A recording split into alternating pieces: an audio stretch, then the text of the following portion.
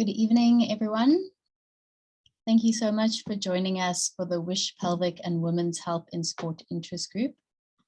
Today, this is the first meeting for the year, and I'm going to hand over to Corina Brandt, who's going to be, who's the head of our interest group, and she's going to be introducing our speaker, and we're looking forward to a great discussion and good presentations this evening. Over to you, Corina. Thank you, Megan.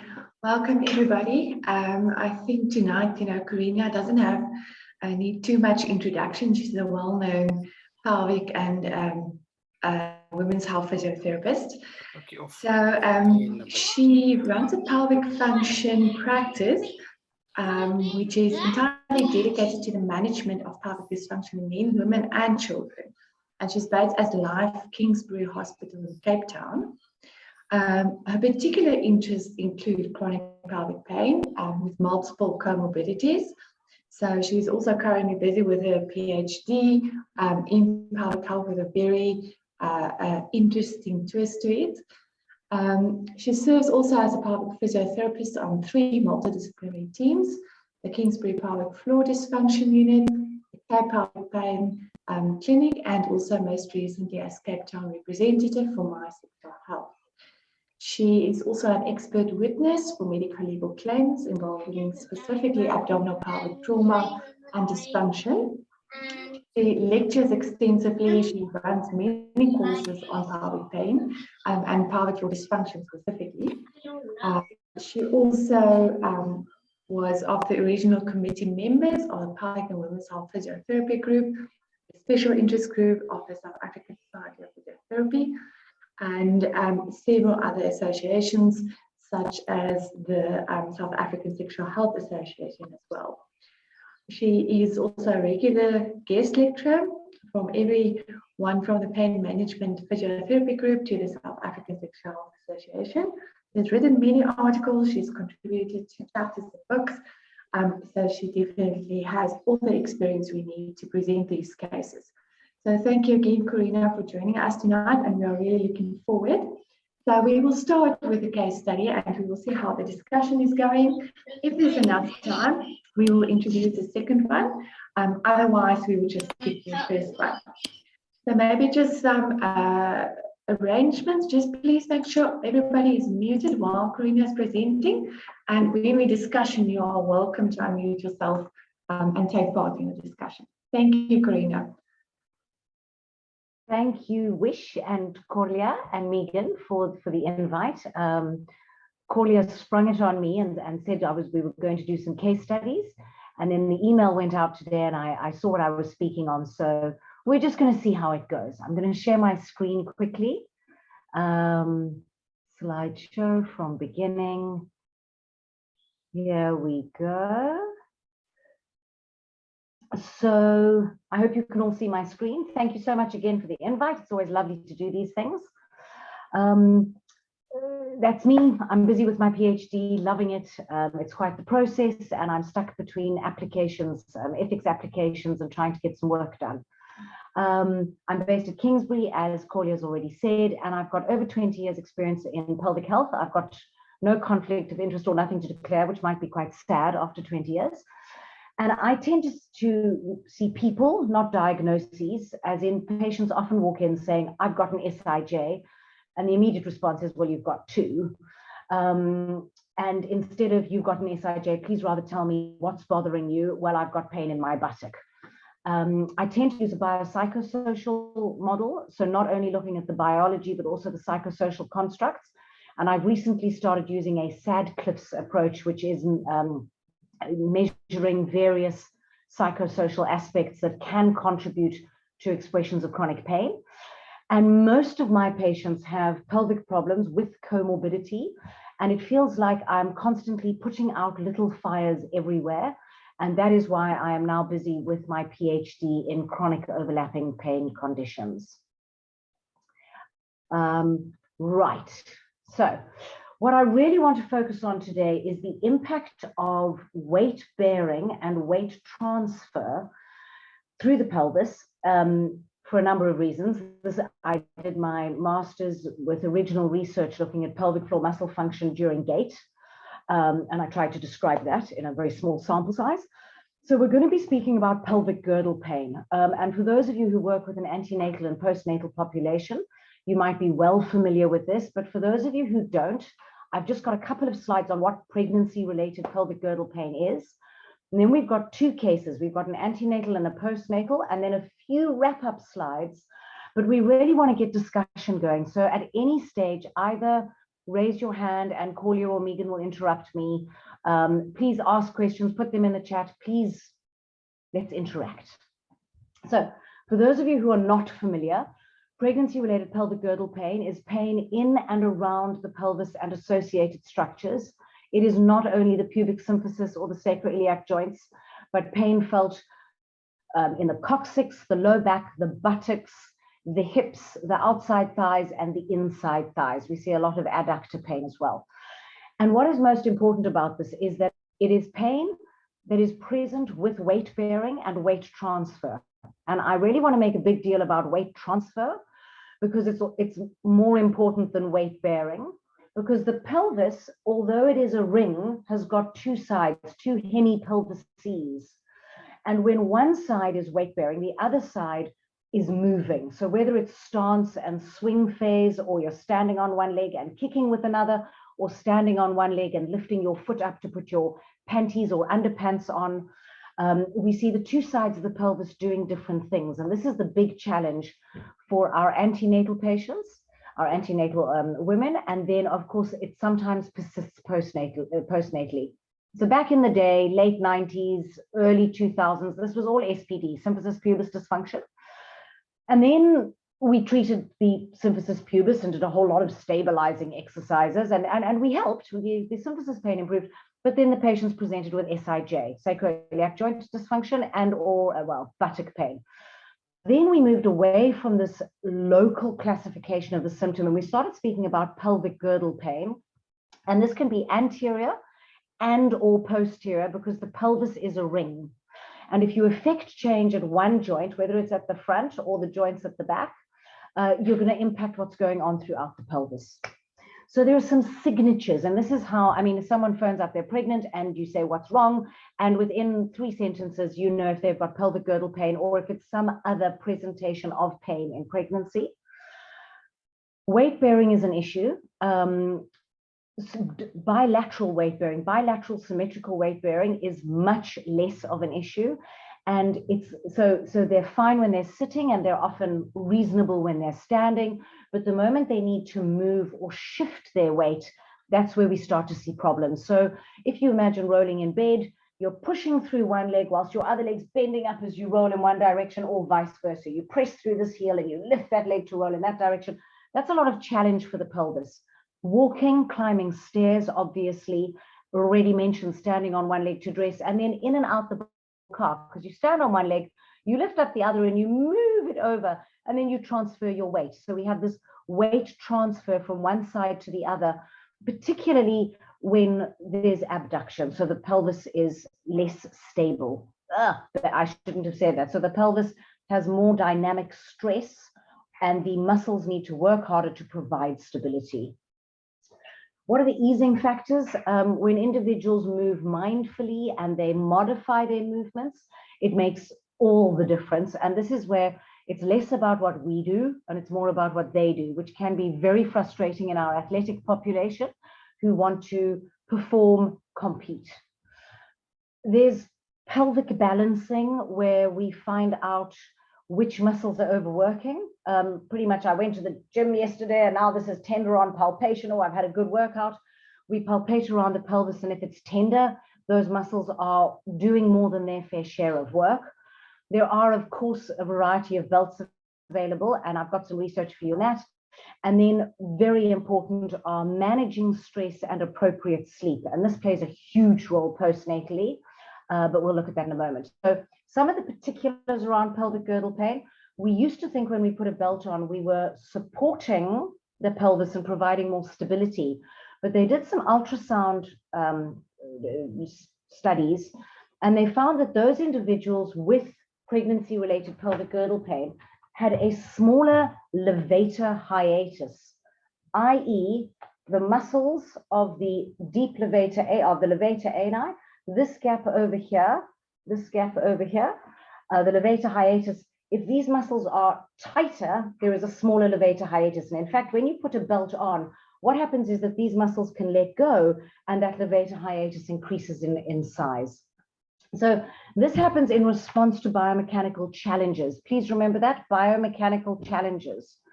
And it's often present after exercise, or even more prevalent is after sustained positions. So people have been sitting for a while, they might not have pain in sitting, but they get up and they have a problem. I know this is not quite your athletic population, but we see the presentation of pelvic girdle pain in athletes, and we're coming to that. But this is the sort of classic baseline presentation, and very specifically after sudden movements. And then, of course, there are other considerations like hormonal changes and how baby's lying. And sometimes you can't do much until baby moves, and then the pain is magically better. So case one, a 32-year-old married female. She's a paralegal, so she spends much of her time sitting and tottering around on small heels. She was in her first pregnancy, 19 weeks, 19 over 40 is 19 weeks pregnancy. And she has pubic bone pain, buttock pain, and low back pain. But this is a little clue about who she is as well. So what makes her pain worse? At 19 weeks, she's playing beach volleyball. She was hardly showing. And walking on the beach. So this was a lady who spent most of her time in her bikini on the beach, enjoying being active, enjoying the sea, the sand, the sun. And she was finding the burden of pregnancy to be, not that she had actually picked up much pregnancy weight or had noticed any of the center of gravity changes associated with pregnancy, but she was finding that when she did her chosen activities, she had pubic pain, buttock pain, and low back pain. What made things easier? Well, when she didn't play volleyball, she had hardly any pain. And when she didn't walk on the beach, again. So it was these two activities that were very provocative. Now, this is quite different from many of our pregnant ladies who simply have pelvic girdle pain and standing on one leg, in and out the bath, in and out the car, rolling in bed are a problem. This is not her. I want you to notice in this top picture how this one leg is pressing down into soft sand and she's weight bearing through her right hand side, whereas her left leg is flexed, and there's a lot going on in this pelvis at the moment. When she did wear an SIJ belt that a friend had kindly given her, she found that had also eased her pain, but she had an issue with that, and we'll look at that in a moment. So I'm sorry, I found a whole lot of perpetual movement pictures, and you're just going to get spammed with them a little bit to keep the slides interesting. So we looked at her postures, which were not overly relevant. She was an elite sportswoman who just coincidentally happened to be pregnant, and everything was fine. We know there are no abnormal postures, but we know that certain sustained positions can cause impacts over time. We looked at her movements. We were particularly interested in her abdominopelvic synergy, and we did her pelvic pain provocation test, her P4, and an active straight leg raise, which is pretty standard in these clients. And then we looked at some of the abdominopelvic stuff. Oh dear, what have I just done with that? She had mild hypertonicity, i.e. tightness of her deep posterior pelvic floor. So these muscles, particularly on the right-hand side. Her adductors were tight bilaterally. She had a tight hip flexor on the left and tight glutes on palpation right more than left. Please notice I haven't done range of movement. I'm not looking at strength. I'm palpating to see which muscles are indicating that they've been working more than the others. Why is that doing that now? So we then looked at we did some pelvic floor muscle down training because she was holding, and we looked at some pelvic stretches, particularly some of the yoga poses, to try and decrease some tension in the deep posterior pelvic floor in particular. I want to say we corrected her movement, but we didn't correct her movement because there was nothing wrong with her movement. What was wrong, or the problem, the vulnerability, was that she was exposing herself to stresses of moving on soft sand, which were putting significant biomechanical challenges on her pelvis, and her muscles had to work really hard in order to compensate for said dynamic activity. So we actually focused more on mindfulness, and she did reasonably. She had no general pain when volleyball was cancelled for a week. She just didn't have pain. She had moderate pain after playing volleyball this is beach volleyball, obviously, with a belt on. And she had very mild pain when after walking on a beach without a belt. So she really had very mild symptoms. And the difficulty was trying to get her to understand that as an elite sports person, she was doing something that, whilst she considered it to be easy, given her new status as a pregnant woman and the various physiological changes, not only hormonal, but mostly at that stage, given that she hadn't yet experienced significant weight gain, although her baby had moved up out of her pelvis and the fetus was now an abdominal, the uterus was an abdominal organ. She was putting a lot of pressure on her pelvis. She tried playing with a belt. She didn't want to because she felt it limited her play. But she stopped playing at 25 weeks because she was really worried about the impact of ongoing pain on her postnatal performance. And the moment she stopped playing, she had no pelvic girdle pain, even when walking on the beach without a belt. So the moment she took this highly provocative activity, beach volleyball, out of her pregnancy, she actually had a very normal, healthy, pain-free pregnancy. It was normal and healthy before, but it was pain-free, and she was able to enjoy it to a large degree. She moved her activities off the beach. She started trail walking, and she was absolutely fine. So where I really want to go with this case is it was less about the biological mechanisms and much more about her insight and understanding and acceptance we can put in there, and ultimately compliance with limiting movements that challenge the pelvis significantly in these patients who have a propensity for the pelvis to want to relax and prepare for birth. But when you then do something like high stepping or standing on one leg or jumping on one leg, the muscles have to work much harder in order to compensate for that potential movement. A big thing for her to get her head around was that she was no longer this single entity, and that she was actually now an incubator for another being. And that was a whole psychological shift. And once she got her head around that, she was very motivated by the concept of returning to sport, was very compliant, and had a very simple, easy rest of pregnancy. So that's the end of case one. Are there any questions or discussion before we move on to case two?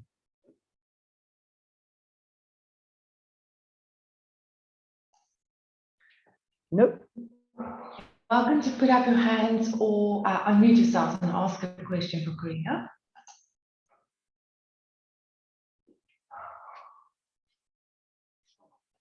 Right, either it's boring as anything or you're all transfixed. So we're now going to jump into a postnatal presentation of pelvic girdle pain, and we're going to try and offset essentially different presentations. Then we're going to wrap up what makes pelvic girdle pain chronic, what contributes to the chronification of pelvic girdle pain. So over here, we've got a 32-year-old married female. They're both 32. One was on her first pregnancy and managed very well. This is our next lady is a household executive. She had been pregnant. We definitely not board more transfix. She was pregnant in 2016, had a vaginal delivery with forceps and episiotomy. And in the back of your mind, you can almost be thinking that she had a tight pelvic floor back then. Maybe not, but maybe. Didn't examine her there, didn't assess her, no idea. In 2018, she had an emergency cesarean section for fetal distress, and she had actually presented with pelvic girdle pain from 33 weeks, but it had been mild. She hadn't seen anyone. She had managed it reasonably well. In 2020, she then had another section. This one was elective after her previous emergency, and she had pelvic girdle pain from 15 weeks. It was quite a lot more significant. It was, like the previous lady, pubic bone, pubic pain, buttock pain, and low back pain. And with some simple interventions, some pelvic balancing, some advice around movement and mindfulness, pretty much the previous case, although this one actually had pelvic girdle pain, not pelvic girdle pain on exposure to sport. She actually managed quite well. I saw her again at 3 months postnatal. At that time, she was breastfeeding, and she had breastfed both of her other children for 12 months, but she had persistent pubic pain. It was really bothersome. And she was a runner. So she ran after her first without any problems. She ran after her second and found that her endurance and stride length were not great. She felt a bit limited and stiff. And then she had tried to start running already after her third. And she presented with this persistent pubic pain. So, here's my, hello, here we go. So her aggravating factors were, if she was on her feet a lot and doing a lot of walking, if she'd taken all 3 kids out shopping or whatever it was, grocery shopping, stairs were a problem. And as mentioned, she had tried running, and that was an issue. She was breastfeeding in bed with her tailbone tucked under and her feet crossed at the ankles. And then she was also often breastfeeding sitting cross-legged on the floor whilst playing with her other kids. And that was highly provocative. Her sleep had not been great, and she found that when she had slept badly, her pain was just much worse the next day. And there was quite a lot of stress at the time, 2020, finances, COVID, things going on. Things that had eased when she was lying, so not sitting in bed breastfeeding or half lying with tailbone tucked under, but when she was lying to sleep, she found heat worked. So she was spending a lot of time with happy huggies. And on the days when she had her au pair and her nanny, she also had significantly less pain. Who has an au pair and a nanny? Lucky woman, anyway. So we sort of dived a little more deeply into what was going on, and we looked at her postures whilst in sustained positions. And one thing we really identified was with this tailbone tucked under, a posterior tilt has got a tightened deep posterior tilt. You've got your pelvic floor muscles. These deep posterior muscles, when they tighten, they tuck the tailbone under, taking us into a posterior tilt. Whereas when we relax and we go into an anterior tilt, these muscles relax outwards and we see more of an opening up. So we looked at her sustained position, and we also assessed various movements, particularly abdominopelvic synergy. Quite important because she'd had both a vaginal and 2 cesarean sections, vaginal delivery and 2 cesarean sections. So we've got deficits in both compartments, as it were. Again, her pelvic pain provocation, active straight leg raise. As you can see, I'm not one for doing many, I don't do a whole lot of range of movement and muscle strengthening because it is so seldom relevant in this population. Once we've been through these basics, if they haven't worked, we might well want to go and look at more specific imbalances of biomechanical challenge. But the vast majority, it's a lack of appropriate balance between the left and right hemipelvis as they need to weight bear and transfer weight. We took a little look at gait, and in fact, the reason we did that is because she reported that she'd been diagnosed with a leg length discrepancy, and yet she'd had no pelvic girdle pain in her first pregnancy. So we just took a little look at stride length and her patterns of weight bearing and weight transfer. Because of her 2 cesareans and probably the more recent one, her breathing was quite apical. We did our whole abdominopelvic exam. Her pelvic floor muscles, she was tight and weak with a palpable donga from an episiotomy. Her flexors, they were tender on palpation. Her adductors were fine, and her glutes were also tender palpation. And she had maybe quite understandably a periumbilical diastasis, which we usually see in our postnatal patients. So there's nothing too untoward about that. And I put together a whole lot of research for you. I've sent Corlia a reference list, and there's something in there on the correlation between diastasis and low back and pelvic pain. Because she was well known to me, We did a little bit of connective tissue manipulation, particularly around the cesarean scar. And we did a little bit, we looked at visceral movement, again, looking at how the bladder was attached to the uterus. She had some frequency urgency. She had a little bit of mild constipation. But if you're largely athletic, you're not interested in the pelvic stuff. So I'm trying to keep this as biomechanical and sporting as possible. So we looked at her sustained positions. We did a little bit of work for her diastasis, a little aside. I have had a Pilates instructor who decided when her daughter was 9 years old that her tummy wasn't toned enough. So although she had had no diastasis up to that point, she started doing a lot of abdominal crunching. And although she improved her rectus abdominis tone and the appearance of a six-pack, she actually gave herself a diastasis 9 years postnatal because of the various stresses being placed on the abdominal canister. So we know that when we do abdominal retraining for low back pain, we improve motor control, decrease pain, but we don't necessarily decrease the size of the gap. So it's not the gap we're worried about, it's the appropriate abdominopelvic synergy and activation. We looked at some breathing re-education. There was also, I've briefly mentioned, she sometimes had poor sleep and there was a lot of financial stress. So there was quite a lot of anxiety-driven breathing stuff going on. And in fact, some of this was directly related to anxiety. We touched on pain neuroscience education. I think we only did 2 sessions. And we looked at the return to running guidelines, return to running postnatal, which I'm very happy to share with those who want. You can either email me or something, but there are some very good return to running postnatal guidelines published in 2019. We used a little bit of ultrasound biofeedback so that she could image what was happening when she contracted. Her problem was that she couldn't let go. And I know she's had a previous vaginal delivery with an episiotomy, but in fact, there was a tension of a tendency to brace and hold.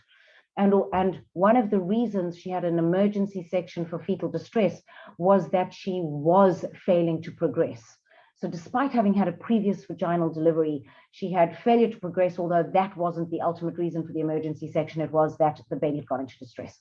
So we did a bit of pelvic floor muscle down training, would you believe it, in a postnatal patient, but there was quite a lot of rigidity and a fair amount of restriction from scarring. And again, she got her pelvic stretches. And as our assessment indicated, whilst assessing connective tissue, we landed up treating it, and likewise for viscera. She did, oh, wait, wrong way. She did very well. She had significantly less pain after 1 session. And her pain was almost resolved after 2 sessions, except it was still aggravated by fast walking. And when she was not mindful, when all 3 kids landed up in bed with her because they were all sick, sustained positions were still an issue, obviously not as much or as often. And, you know, it was really noticed when once a week she sat badly for an hour and a half with all 3 kids piled on her and then struggled to get up from the couch thereafter. But what she was really noticing was that when she had had poor sleep and when husband was stressed, was that even if she hadn't been sitting in a bad position and she hadn't been walking a lot or whatever it was, her pain was significantly worse. And it's one of the factors of chronification or persistent pelvic girdle pain postnatally. When it gets bad, we actually address sleep and stress. We stop looking at the biology, we stop looking at the mechanisms of inflammation and motor control, and we start managing drivers of central sensitization, or more recently, nociplastic pain, the most recent International Association for the Study of Pain's definition of central sensitization, where the body's nervous system, neuroimmunology is generating a chronic pain state in order to be protective from a sense of danger within me. She had found that when she changed her au pair's hours to deal with the older kids more, that had also helped significantly. And that's the end of the second case study. So we can either stop. Should we stop for a couple of questions? Hopefully there are questions. And I'm just going to go into a few slides on the impact of this chronic pelvic pain stuff. Could you please explain or elaborate a bit more about pelvic floor down training? So when we speak about the pelvic floor muscles, we're often obsessed with Kegels, and we've got 3 layers, but for our purposes, there are functional layers. We have a superficial layer, which I've got to get back so the light's okay, which I tend to call superficial sexual sphincter. And these are your superficial muscles over here. There we go. And so we've got the urethra. We've got the urethra at the front. We've got the vagina in the middle. Sorry, this is a female pelvis. And we've got the anus at the back. And there are some superficial muscles. This is the vagina over here. And then we have our deep pelvic floor, the majority of which is posterior, a little bit of which is anterior, but the vast majority is posterior. Anterior, of course, is the anus. And these muscles can often be quite tight.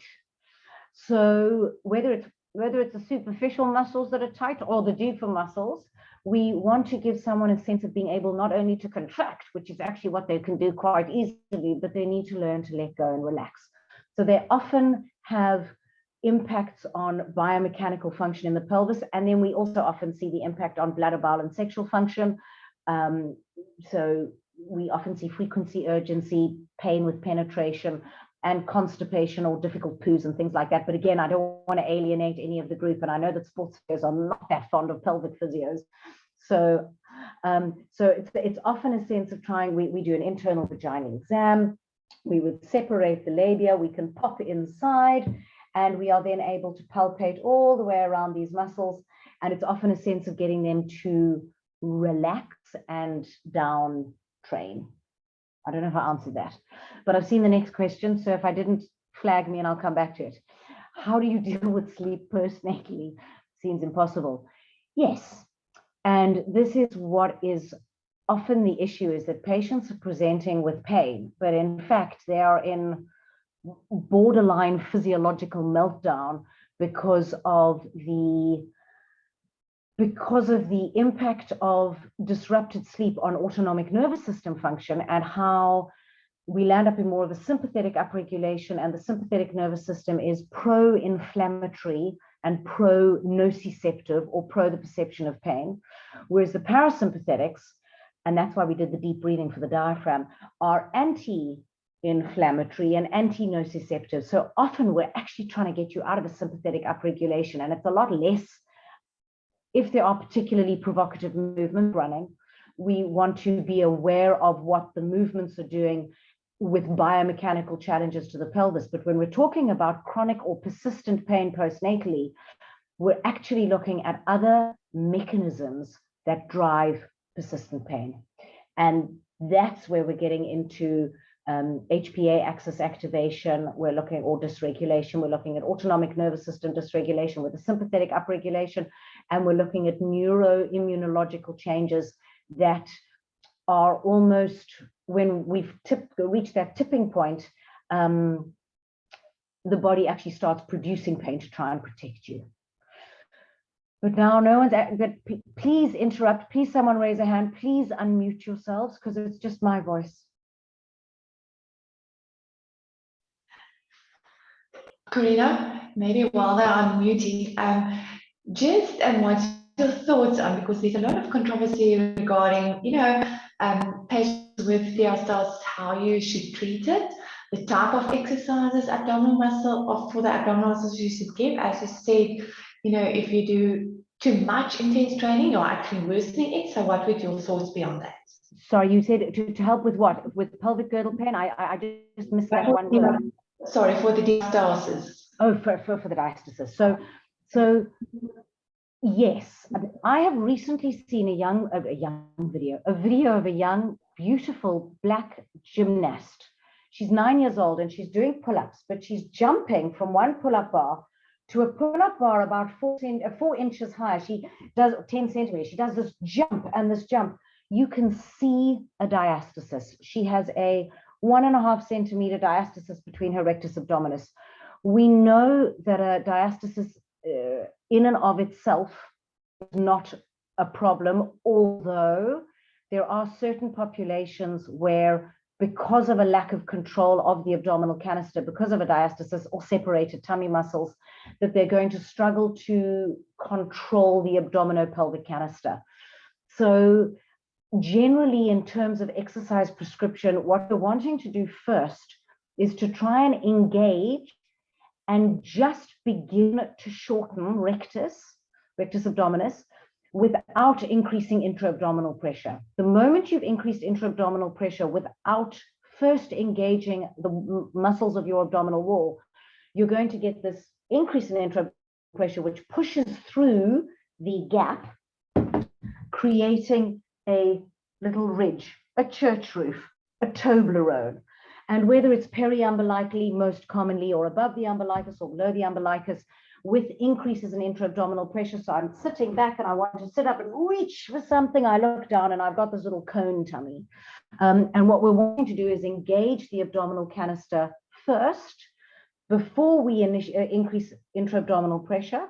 And then we don't see the same degree of bulging. So the gap is fine, but bulging is not. Bulging is uncontrolled movement or uncontrolled pressure.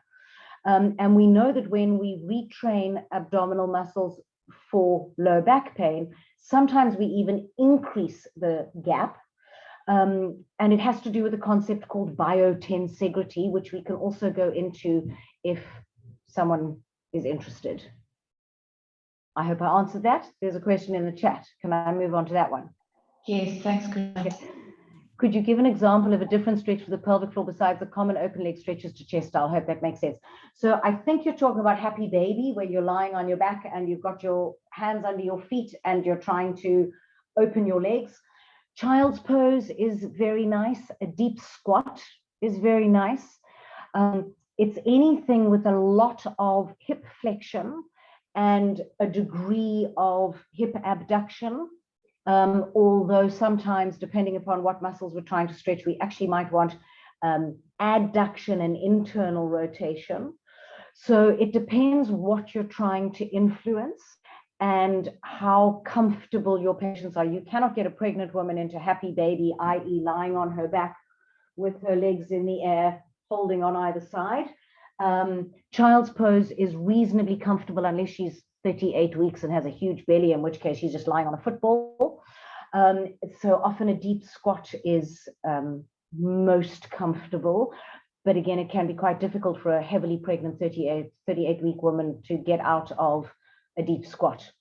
So there's that. This is the thing, is that we don't have any, there's no magic wand. You know, if you're pregnant, I'm sorry, you're pregnant. Third trimester is uncomfortable.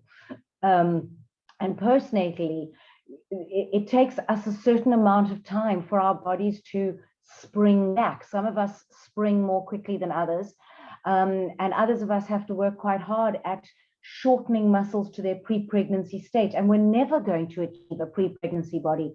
For a lot of the ladies, it's they've been pregnant, like the first case study, they've been pregnant and, oh, it's just me, I'm just coincidentally pregnant. And now it's postnatally, they've got a babe at breast, they're exhausted, they're used to doing X, Y, Z. These are achievers, these are sports people, like to set their clock and run for this long or run that distance and check how long it took them.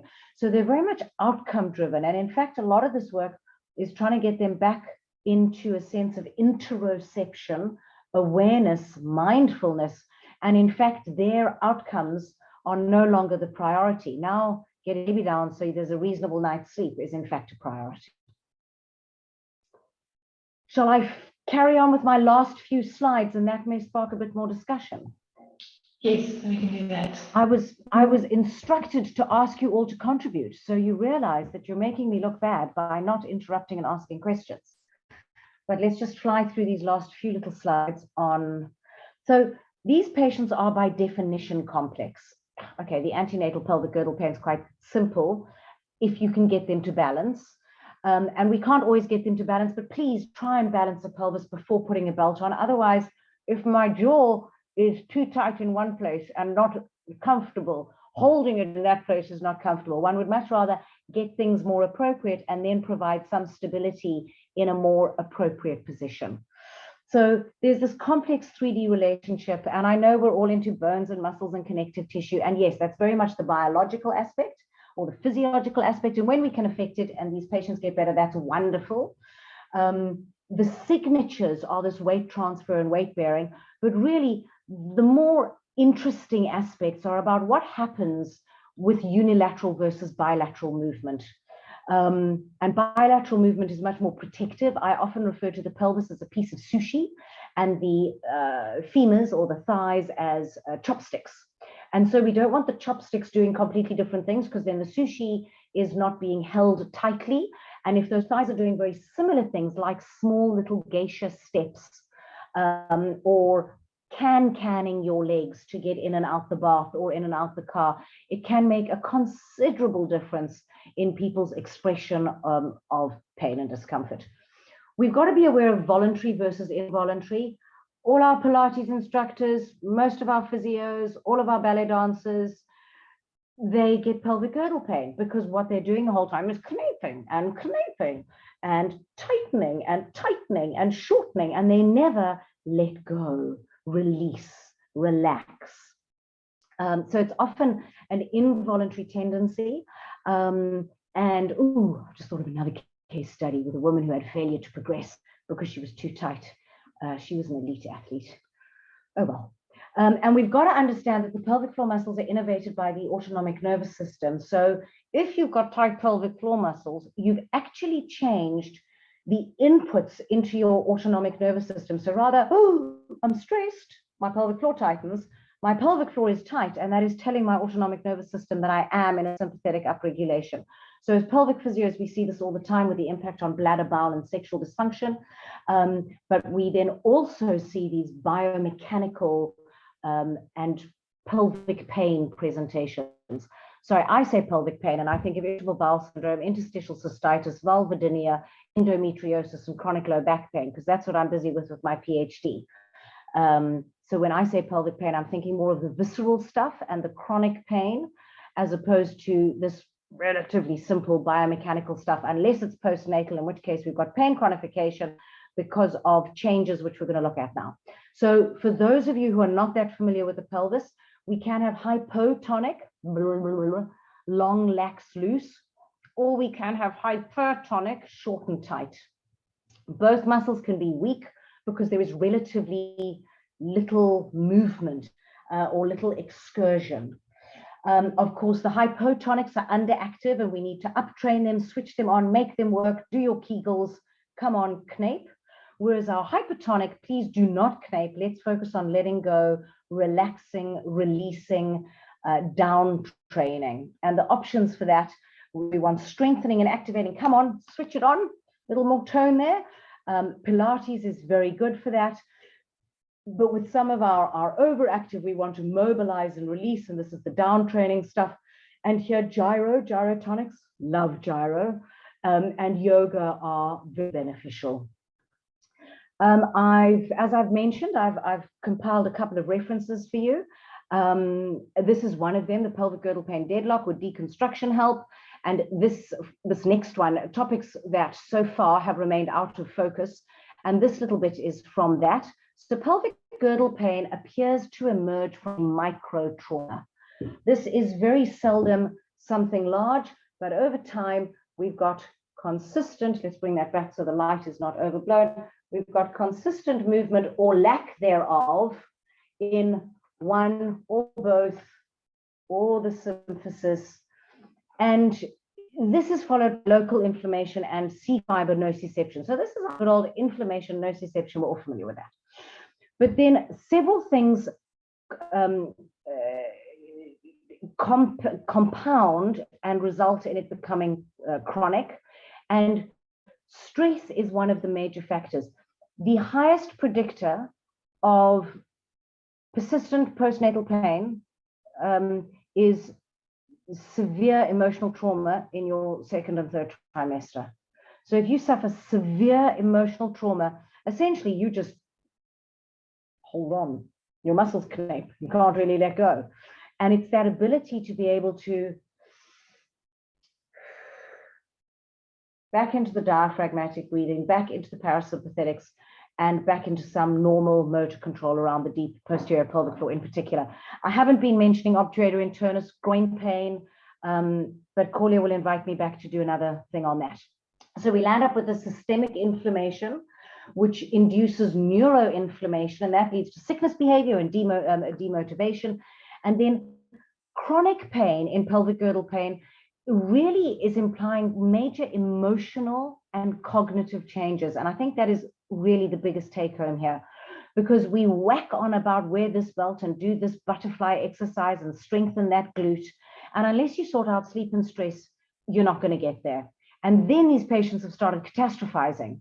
And now, unless you deal with the thought processes around it, if they score over 20, they'll have a moderate risk of ongoing disability at 1 year. And if they score over 30 for catastrophization, they have a severe risk of ongoing disability at 1 year, not because of the leg length discrepancy or the beach volleyball or how sore it is or how tight the muscles are, but because of the thought processes that drive chronic pain. So, and of course, our intractable pain with this aberrant neuroinflammation, we're really looking at our stress and sleep management. These are our nociplastic patients. They have become centrally sensitized. So in summary, which is going to leave us just under 15 minutes for questions, which I hope we have some, we want to do a comprehensive assessment, and we want to have a clear clinical hypothesis that's based, or a clear hypothesis based on clinical reasoning. And we have to look at the whole patient. We cannot only look at what's going on at the symphysis, athletica pubalgia. Initial change is difficult. She doesn't want to stop playing volleyball. It's difficult to stop breastfeeding in bed. That's how they're doing it. Of course, you've got 20 minutes. You want to run out for a run because that's all you've got time for before you've got a next feed. But if we can start to create the changes, you become a new version of yourself, and that version has less pain. And once you've identified that, it's not that we want you sitting around on the couch like a couch potato all day, but once you've identified those provocative activities and we minimize them, we decrease pain, and then we increase function. So thank you very much. I'm going to put up my last slide so that you know where to find me, because I'm trying to make more of a presence on social media, although it's not my forte. And are there any questions? Shall I stop sharing and then we can move back to gallery? Yes, that would be good.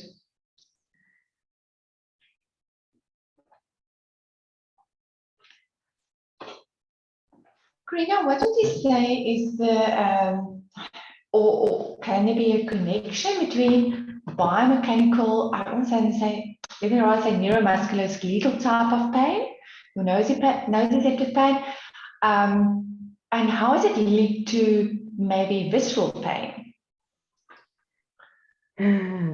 So well, that's a whole other talk, Corlia. So I mean, we often want to differentiate between neuromusculoskeletal pain and visceral pain, and I think that's where our neuromusculoskeletal physios and our pelvic physios, you know, we've got such different mindsets, and I tend to find that the neuromusculoskeletal physios are doing a lot of testing and coming up with, so whether it's range of motion or strength, and many of the pelvic pain tests, and there are 9 of them when I last checked. And we can do that, and often things are provocative, and we find that there is some degree of an upslip or a sacral rotation. The thing is, these patients often had that before without pain. So I'm not speaking about acute pain. I'm not speaking about I went running and I've now got an acute groin or anything like that. Now I'm not speaking about traumatic injuries, labral tears, sprains and the like, but I'm speaking about chronic pain.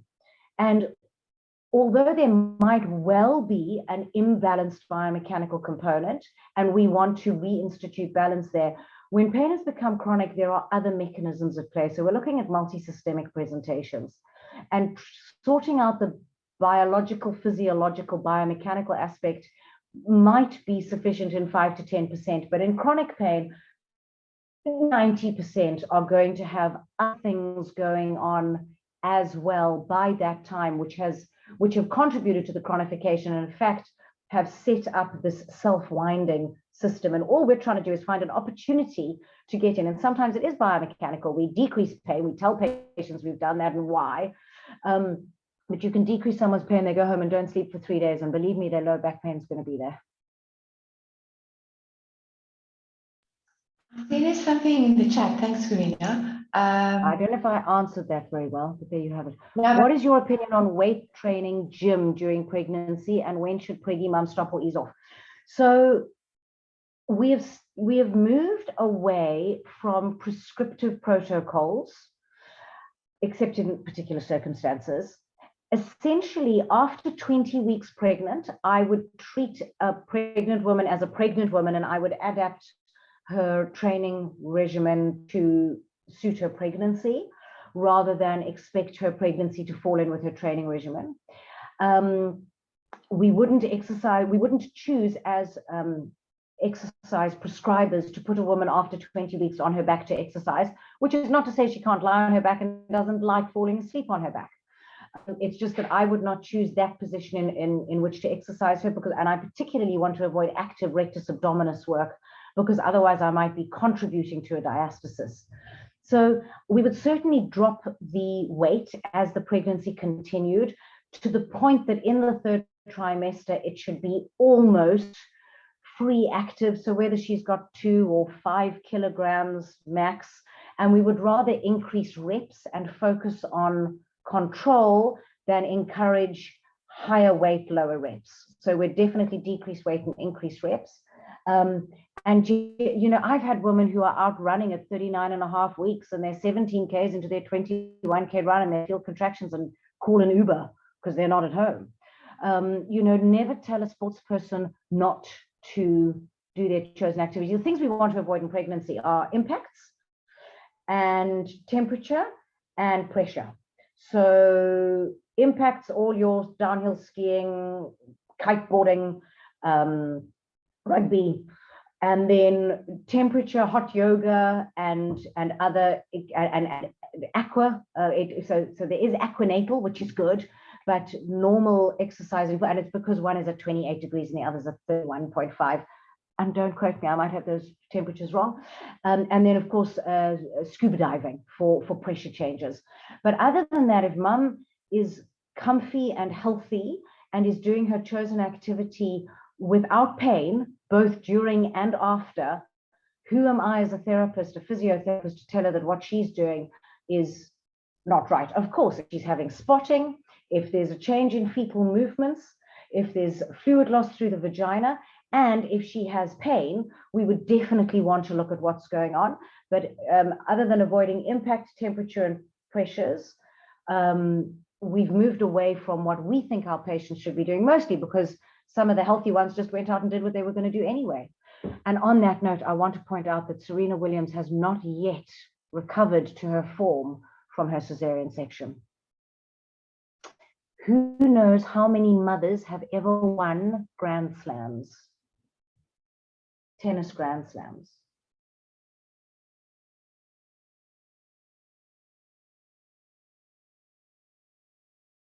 Shall I just tell you? We've all gone to sleep. 3. There were 2 in the late 70s, both Australian, I think, and then Kim Clijsters. Was it 2015? She won Wimbledon. But there is obviously something about professional tennis that, and I'm not saying Serena Williams is not still the most phenomenal tennis player, and certainly she's performed very well. She just hasn't won a Grand Slam since giving birth. Was that too controversial? Oh, good. It's very interesting. Thanks, Corina. You're so nice to listen to. Can I maybe ask you one last question? So we've been focusing on basically the elite athlete, but so what would your recommendations be in, for example, just the social player or the normal women out there, you know, that has pelvic girdle pain but wants to exercise a bit? Because there's a lot out there in research these days, you know, on the effect of exercise on pain. So I want to choose an activity that is not provocative. And quite often that's actually going to be, if they're lucky enough to have access to movement in water, warm water, where the water's up to approximately the level of the nipples, there is more hydrostatic pressure at the ankles than there is at the knees, than there is at the hips. So they've got this lovely almost water stocking that's helping to push fluid back into their system. They are little hippopotami, so the water is, there's buoyancy and gravity is not pulling them down. So we would often, we've got to be careful of alternate unilateral weight bearing. So cycling is going to be challenging, particularly if you're third trimester pregnancy woman with that bicycle seat on her pelvis.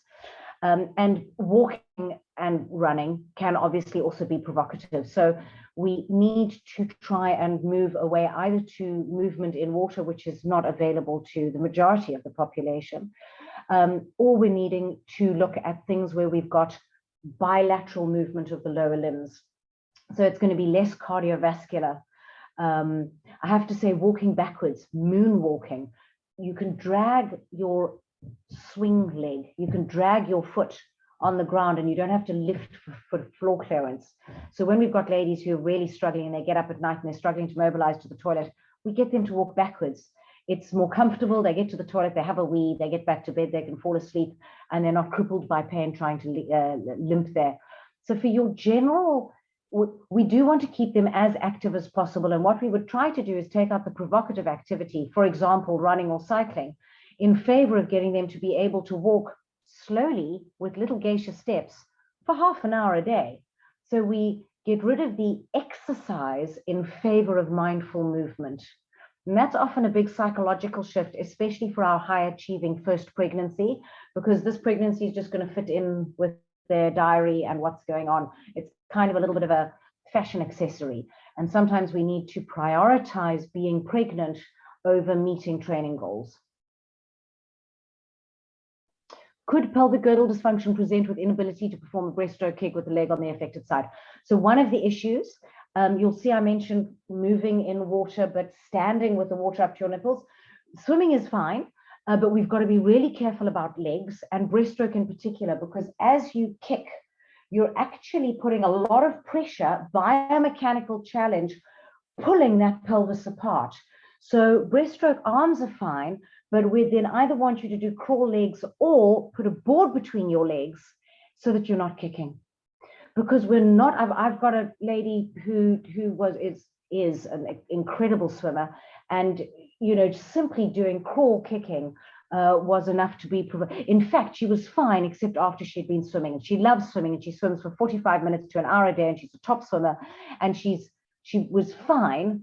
But 15 to 20 minutes after swimming, she was really stiffening up. So it wasn't that the activity that she was doing was in and of itself a major problem. It was okay. But the duration, the amount that she was doing it, her muscles were then tightening up in compensation. So we put a board between her legs for half her swim and she was absolutely fine. Corina, thank you so much. You can all see, why I invited Corina. Maybe you can just put on my video again. Why I invited Corina? She's such a phenomenal speaker and teacher. She just, has this way of make you or help you to understand what she's talking about. Because pain can be actually a very complex thing, and you of all people will know that, Corina. So we will definitely do a follow-up on this one, Corina. I will invite you again. And I just want to thank everybody, from WiSH's side as well for attending. I think women's health, it's and including men's health as well. It's something that we've neglected for a while, and especially the interactions, between what we are doing neuromuscular skeletally and then what's happening in the pelvis at the same time. So thank you, Corina. It was really wonderful having you. Thank you, everybody, for listening, and hope you all have a good evening and join us again later in the year. We will probably have a webinar again, and I'm just going to hand over to Megan. Thank you. Thank you so much, Corina. Thank you so much, Corina. That was a fascinating discussion, and we definitely generated some great questions there. And yeah, just to let you know, we reached the maximum number of attendees today, so we actually had to turn some people away because we could, and we haven't had that before. So we'll definitely want to have you back, probably for a webinar where we can open the guests to more than 100. But thank you so much. And thank you so much, Corlia. So everyone can just leave the meeting. There will be a recording of this as well. And Corina, if you want to, or if Corlia, I can get those links from you, and we can also then send those out to anyone who would like to have them. Thank you so much.